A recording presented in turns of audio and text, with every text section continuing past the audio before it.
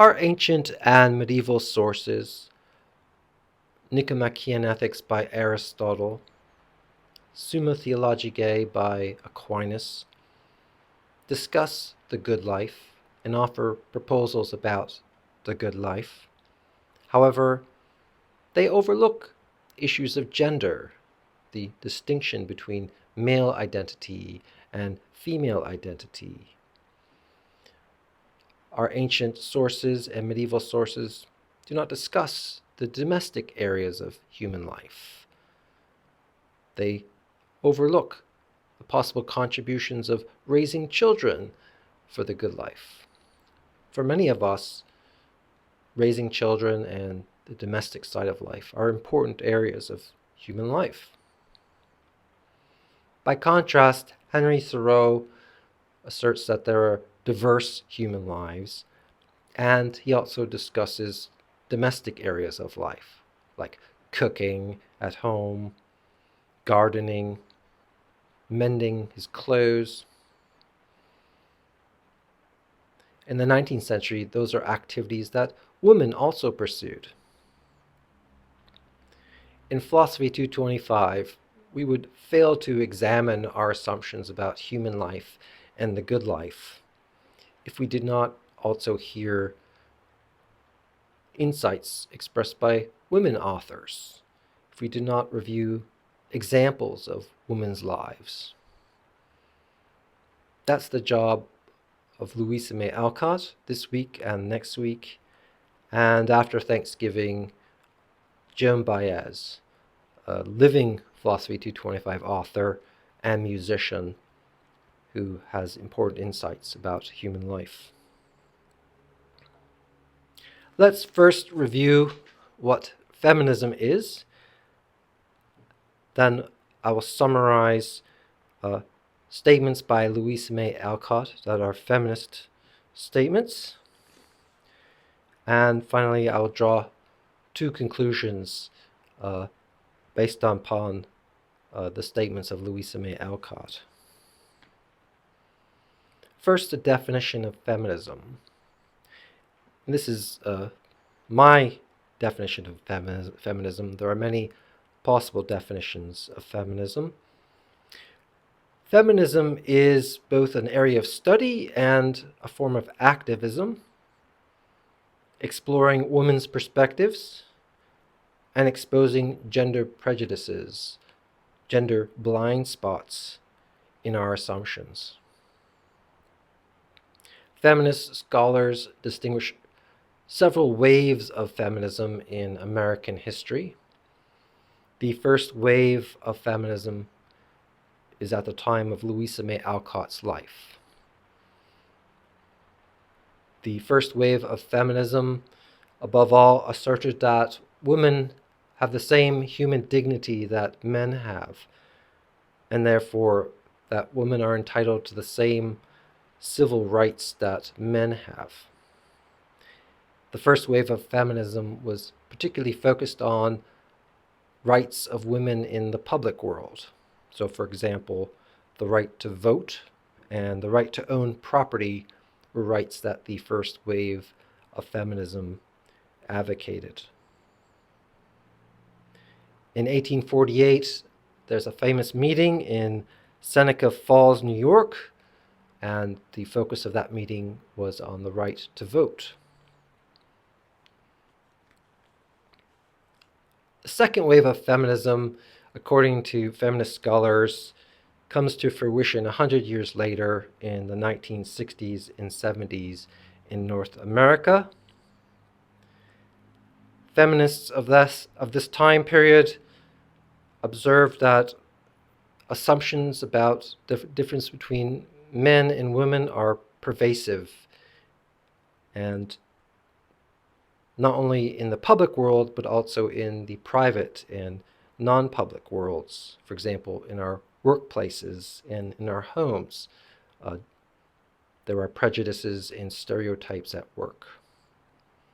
The second wave of feminists advocated for civil rights for women, like the first wave. However, they also sought to challenge and transform our assumptions at play in non-public spaces.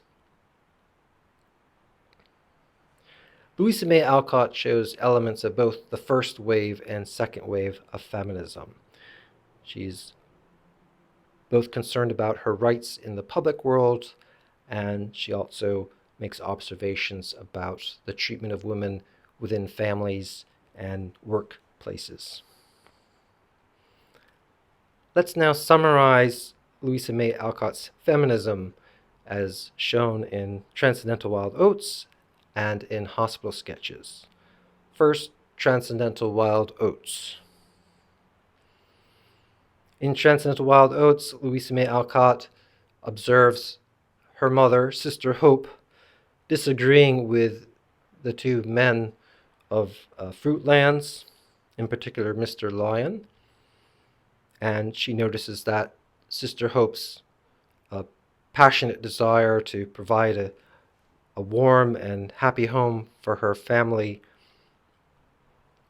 wasn't respected by Mr. Lyon. So, in short, Sister Hope wasn't included in the goal of a life free of subjugation, a life committed to human freedom. Similarly, Louisa May Alcott observes that only her mother and one or two exceptional young men contributed to the small tasks of life in Fruitlands, cleaning the clothing and preparing the dinners.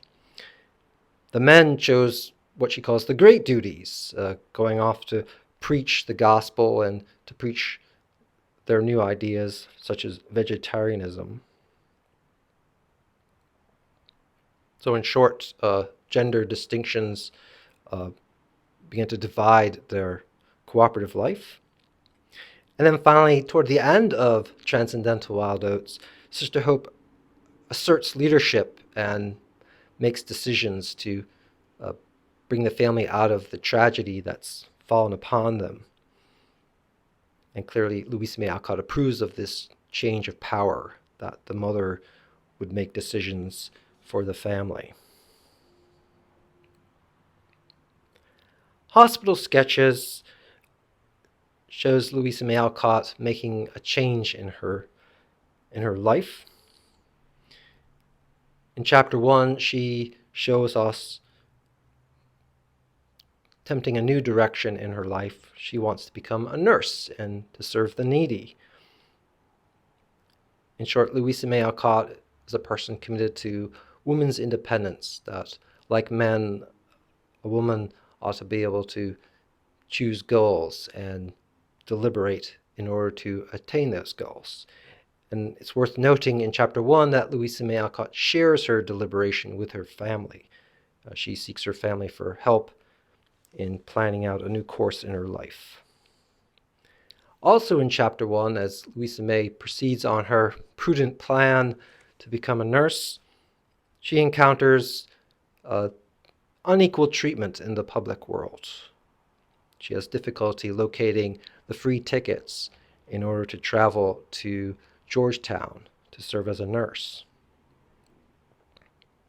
In chapter 1, Louisa May Alcott asserts, "I'm a woman's rights woman."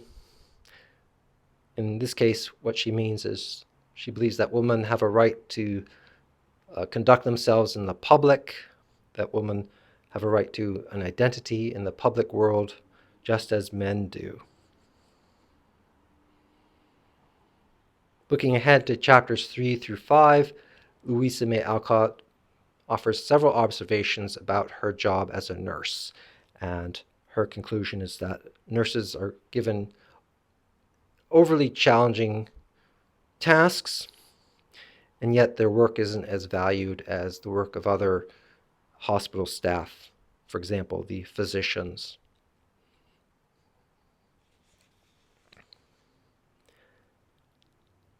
I'd like to draw some conclusions for our thinking this week and the next week. Here's a first conclusion. It is our assumption today and in Louisa May Alcott's time that each person ought to conduct their own life. that it's our responsibility as a person to choose our goals and to choose the steps to our goals. However, if some people are hindered from the public world, if they're prevented from participating in the public world, then that's a significant injustice. That's Louisa May's observations in Chapter 1. In Chapter 2 of Hospital Sketches, that women are hindered from conducting their own lives. A second observation or conclusion: it's true that pursuing my own life is an important assumption today. However, Louisa May Alcott points out that some areas of human life are shared.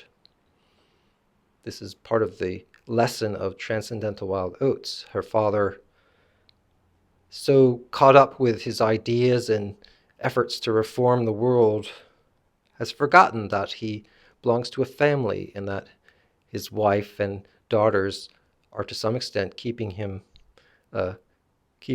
situated and grounded on the earth.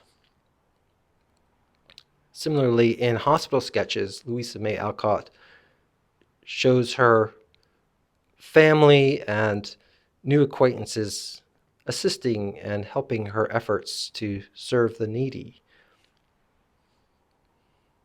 For Louisa May Alcott, the good life must include not only pursuing my own life, but also the sharing of one's life.